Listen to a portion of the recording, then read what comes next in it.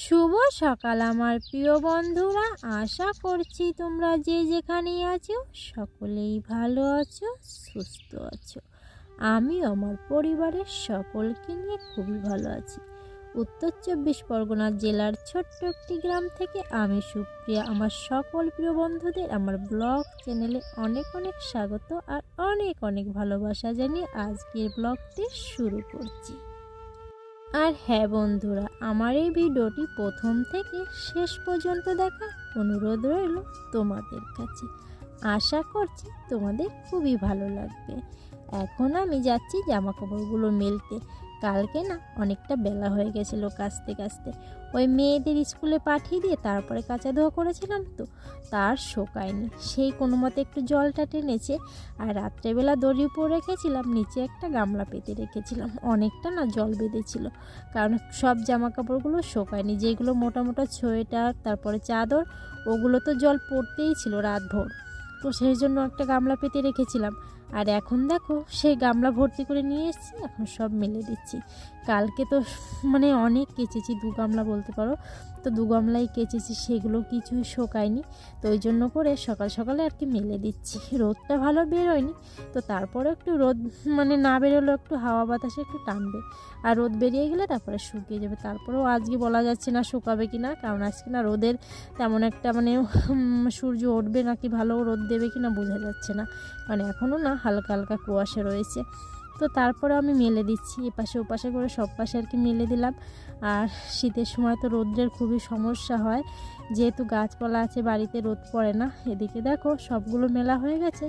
আর অল্প কটা মোজা, দুটো ছোটো মেঘনার আর কি সোয়েটার রয়েছে আর চাদর রয়েছে, সেগুলো এখানে মিলে দিলাম। ওগুলো আর ওখানে ধরেনি, আর নিচেতে জায়গা ছিল, কিন্তু ওই ধুলোবালি যাবে তো ওই জন্য নিচেই দিইনি।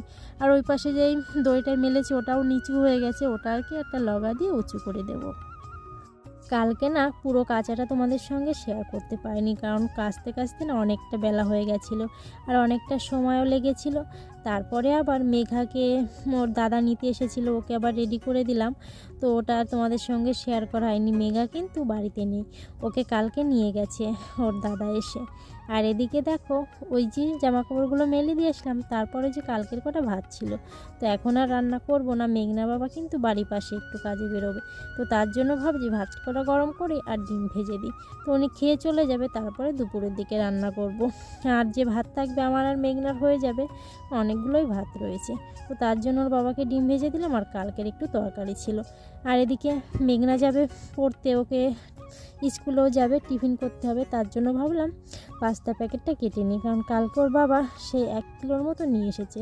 1 কিলোরই প্যাকেটই মনে হয় ওটা, তো 1 কিলো নিয়ে এসছে, কারণ ওই যে রোজ রোজ খুচরো কিনে আনতে হয়, তো ওই জন্য বলেছিলাম যে পাস্তাটা একটা প্যাকেট নিয়ে আসলে ভালো হয়। তো বলেছিলাম, তো উনি বলেছে ঠিক আছে, বাজার করে যদি সেরকম হয় তাহলে নিয়ে আসবো। তো এদিকে দেখো ওই যে 2টো টিফিন বক্সে ভরে দিলাম, কারণ মেঘনা বলছে মা আমি আসার পথে কিন্তু বুনুর কাছ থেকে ঘুরে আসবো। বুনু তো জ্যাঠাবাড়ি রয়েছে, তো সেই জন্য 2টো টিফিন বাটি করে দিলাম। আর এদিকে দেখো মেঘনা রেডি হয়ে এখন স্কুলে যাচ্ছে, আর বুনোর জন্য নিয়ে যাচ্ছে টিফিন বাটিতে করে, কারণ বুনোকেও দিয়ে আসবে খাবারটা। আর বলছে ঠিক আছে আমি বুনুকে দিয়ে তারপরে তাড়াতাড়ি করে চলে আসবো বাড়িতে। তো তাই বলেই তো বেরোলো, জ্যাঠাবাড়ি একটু যাবে। আর আজকে যেহেতু শনিবার তো টিফিন পিরিয়ডেই ছুটি হয়ে যাবে, তো ওই জন্য তাড়াতাড়ি করে ছুটি হয়ে যাবে, জ্যাঠাবাড়ি যাবে একটু। আর এদিকে দেখো ওই যে সকালবেলা মাছ রেখেছিলাম, আর কালকে হাট থেকে যে মাছগুলো এনেছিল ওগুলো আর কাটা হয়নি। ওই মাছগুলো তো কালকে না কেটে রেখে দিয়েছিলাম, ফ্রিজের ভিতর রেখে দিয়েছিলাম, যেহেতু ফ্রিজটা বন্ধ ছিল, তারপরে কালকের জন্য একটু চালিয়েছিলাম মাছটা রাখার জন্য। তো এখন আবার মাছটা বের করে এনে বন্ধ করে দিয়েছি, কারণ এখন শীতের সময় তো কোনো কিছু রাখার তেমন একটা নেই, সবজি টবজি তো সব ভালোই থাকে বাইরে থাকলে, সেই জন্য আর ফ্রিজটা চালানো হয় না, বন্ধ করাই আছে। তো এদিকে দেখো ওই যে মাছগুলো বের করে ভিজিয়ে রেখেছিলাম, আর এই ছোটো ছোটো চুনো মাছগুলো ওগুলো সকালবেলা রেখেছি। একটা কাকু নিয়ে এসেছিলো, ওনার কাছ থেকে রেখেছি। ওই চুনো মাছের তরকারিটা না মেঘনার বাবা খুব পছন্দ, ওই জন্য ভাবলাম রেখে দিচ্ছি। আর কিন্তু রেখে দিয়ে যা সমস্যা হয়েছে, মা তো বাড়িতে নেই, কারণ মা কিন্তু ওই ছোটো মাছগুলো কাটে, বেশ ভালো তাড়াতাড়ি করে কাটতে পারে। আর আমি সে কখন কেটে উঠবো তার ঠিক নেই। ওই ছোটো মাছগুলো তো জলে ভিজিয়ে রেখেছিলাম, আর ছোট ছোট একদম, তো ওই জন্য কাটতে গেলে আমার অনেকটা সময় লাগবে জানো তো। কারণ এত ছোট ছোট মাছ, মা থাকলে তাড়াতাড়ি করে কেটে দিত, আমি না এত ছোটো মাছ তাড়াতাড়ি করে কাটতে পারি না, খুবই সমস্যা হয়। তো ধীরে ধীরে কাটতেই হবে, মা তো আর বাড়িতে নেই। তো এই মাছগুলো কাটতে তো অনেকটা সময় লেগে যাবে, আর ব্লগটা অনেকটাই বড় হয়ে যাবে, তাই এই মাছগুলো কাটা তোমাদের সঙ্গে শেয়ার করব না। একদম কেটে ধুয়ে টুয়ে তারপরে তোমাদেরকে দেখাচ্ছি যে কতগুলো কাটলাম। আর এদিকে দেখো সেই জামা কাপড়গুলো প্রায় শুকিয়ে গেছে, সব শুকায়নি, যেগুলো আর কি হালকা আছে সেগুলো শুকিয়ে গেছে, ওগুলোও তুলতে হবে। আর আমি এদিকে রান্না করার জন্য লাউ বের করেছি। এই লাউটাও হাট থেকে নিয়ে এসেছিলো। আমার না সবুজ লাউ সব থেকে পছন্দ হয়, কিন্তু এই লাউটা খেয়ে দেখবো কেমন হয়। এই লাউ কিন্তু আমার একদম পছন্দ হয় না, কেমন একটু মানে লাগে, মিষ্টি মিষ্টি লাগে না সেরকম। তো মেঘনা বাবাকে বলছি তুমি এই লাউ কেন এনেছো, বলছি এই প্রথমবার নিয়ে আসলাম, খেয়ে দেখি কেমন হয়।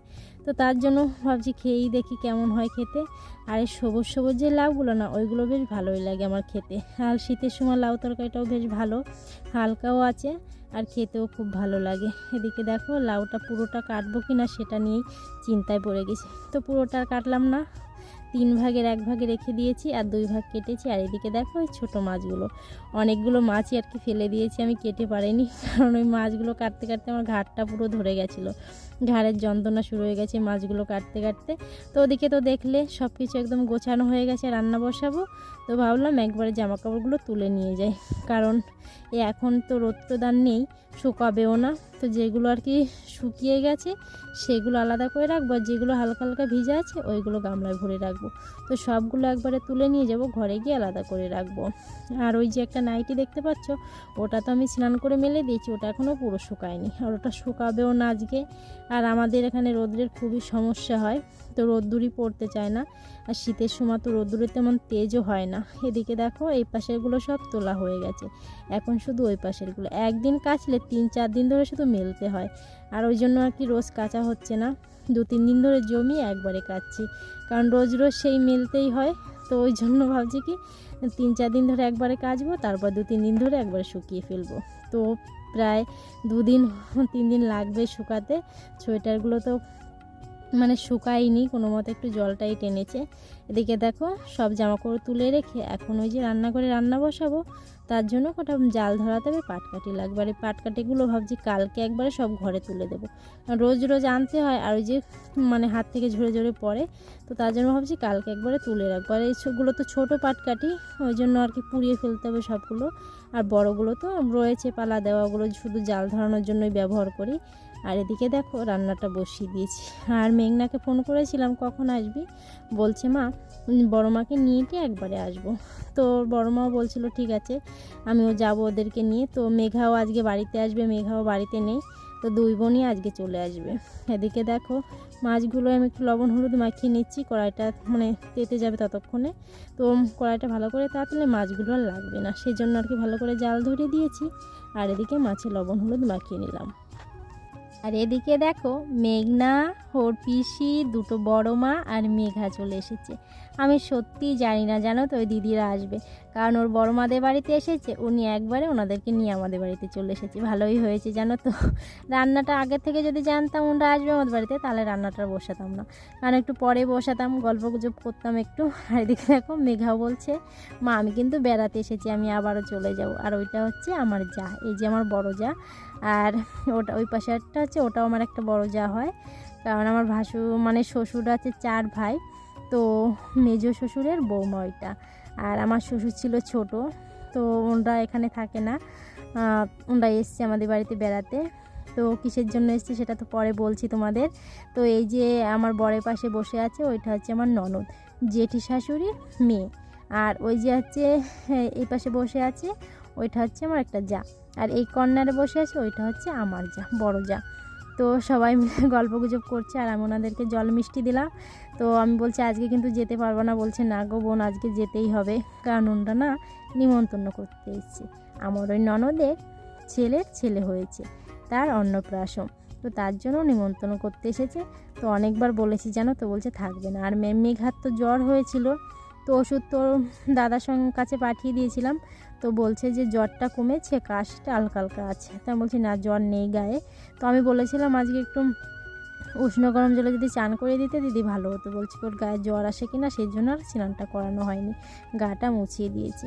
তো দেখো মেঘাকে কোলে নিয়ে আমি বসেছি আর সবাই মিলে গল্প করছি। তো খুব ভালোই লাগছে জানো তো, কেউ যদি বাড়িতে আসে না খুবই ভালো লাগে। তো অনেকবার বললাম জানো তো, একটু চাও খেলো না। আর আমার ননদের মানে সুগার আছে, ওই জন্য চায়ে মিষ্টি খায় না। তো তারপরও চা করতে দিল না আমাকে জানো তো। তো আমি বলছি যে দিদি রান্না করতে বেশি সময় লাগবে না, সব কিছু গোছানো আছে, একদম খেয়ে দিয়ে বেরোবে। তো বলছে আজকে শনিবার মাছ খাই না, পরে একদিন এসে খেয়ে যাব। আর এখন তো মানে থাকার সময় না, কারণ সব জায়গায় নিমন্ত্রণ করতে হবে, পাড়াতে এখনও বলা হয়নি। তো আমি বলছি ঠিক আছে, পরে এসে কিন্তু একদিন থাকবে। তো আগে অনেকবার এসছে জানো তো, তখন তো আমার এই চ্যানেলটা ছিল না, তো সেজন্য আর তোমাদেরকেও দেখানো হয়নি। তো দিদিরা খুবই ভালো জানো তো, ওখানে আমিও গেছি কয়েকবার, অনেক দিন যাওয়াটাও হয় না, মেয়েরা এখন স্কুলে ভর্তি হয়ে গেছে, তো কোথাও তেমন একটা যাওয়াটাও হয় না। আর ওই দিদির ছেলের অন্নপ্রাশন, মানে ছেলে মানে নাতনি, আমাদেরও নাতনি, অন্নপ্রাশনে যদি যাই তাহলে পুরোটাই তোমাদেরকে দেখাবো আর পুরোটাই তোমাদের সঙ্গে শেয়ার করব। তো দিদিদের অনেকবার বললাম জানো তো, থাকলো না, খুবই খারাপ লাগছে, সেই চলে যাচ্ছে। তো এদিকে দেখো ওই যে রান্নাটা তো বন্ধ হয়ে গেছিলো, তখন দিদিরা আসলো, কি আর করা যাবে, ওনরা তো থাকলো না। এখন দেখো আমি মাছগুলো ভেজে নিচ্ছি। এতক্ষণ তো আগুনটা লিভানো ছিল, এতক্ষণ রান্নাটা হয়েও যেত আমার, কিন্তু কি আর করা যাবে, দিদিরা আসলো। এখন এই যে রান্না বসিয়ে দিয়েছি।